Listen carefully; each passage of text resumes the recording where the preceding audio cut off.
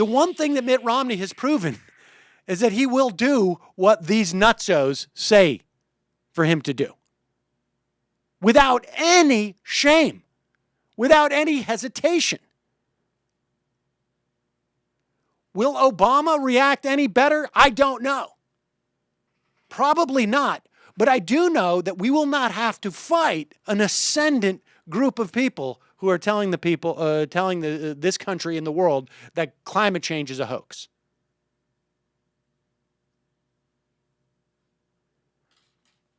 And so, I bring this up in the context of the interview with Stoller yesterday. And there's Chris Hedges, who I also respect, meaning I have genuine respect for Stoller as well. I've known him for years. Chris Hedges says this election is not a battle between Republicans and Democrats. It's not a battle between Obama and Romney. It's a battle between the corporate state and us.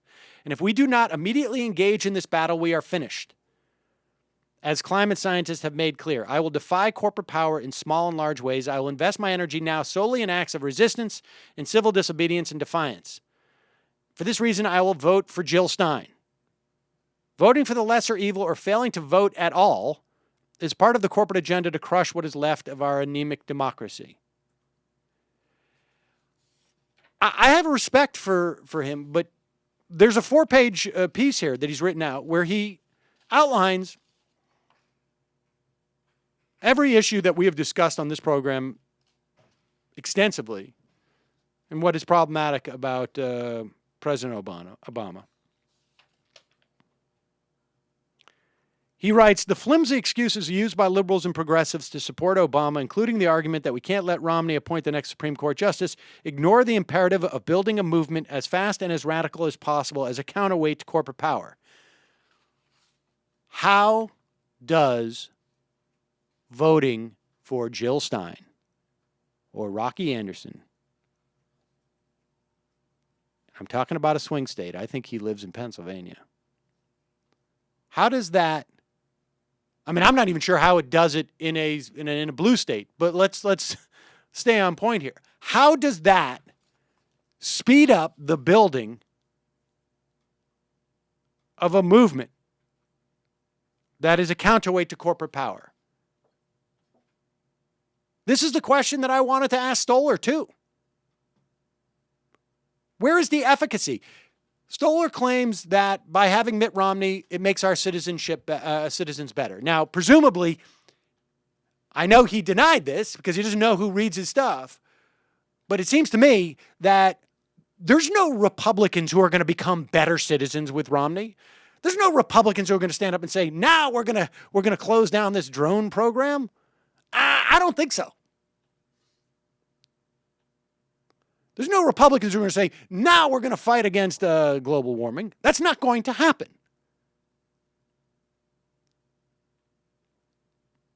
And how is it, by having Romney, that progressives are going to become any more anti-corporate as opposed to anti-Republican?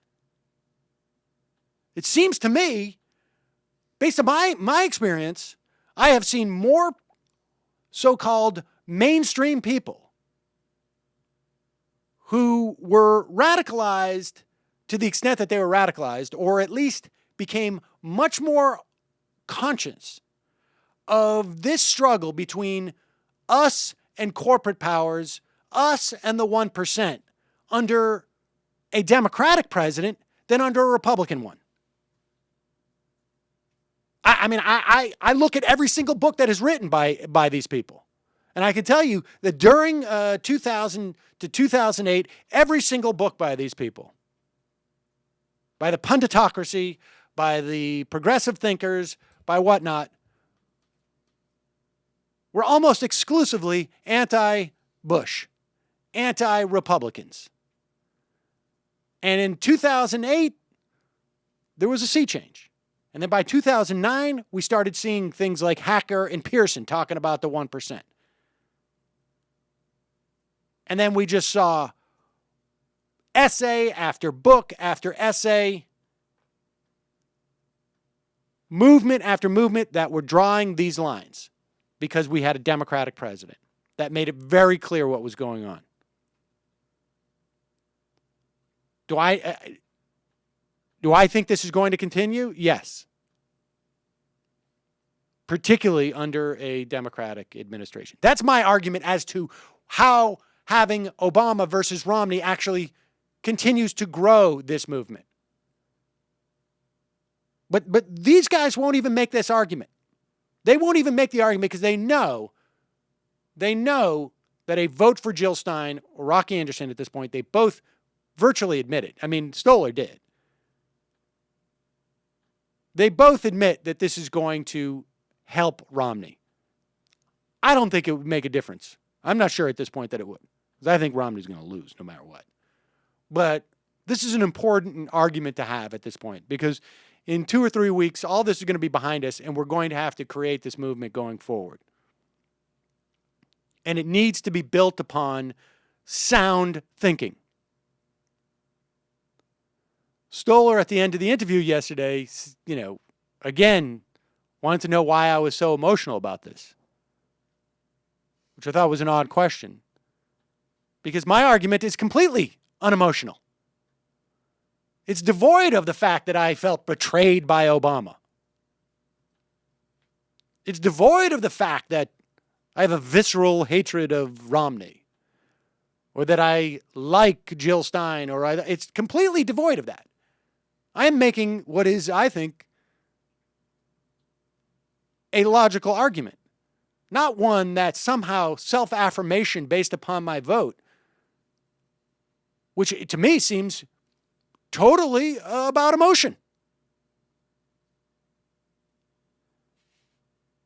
We're going to get a better result. You vote to get a result, because we don't even see how you vote. How can it be a form of expression when by design it is designed not in any way to be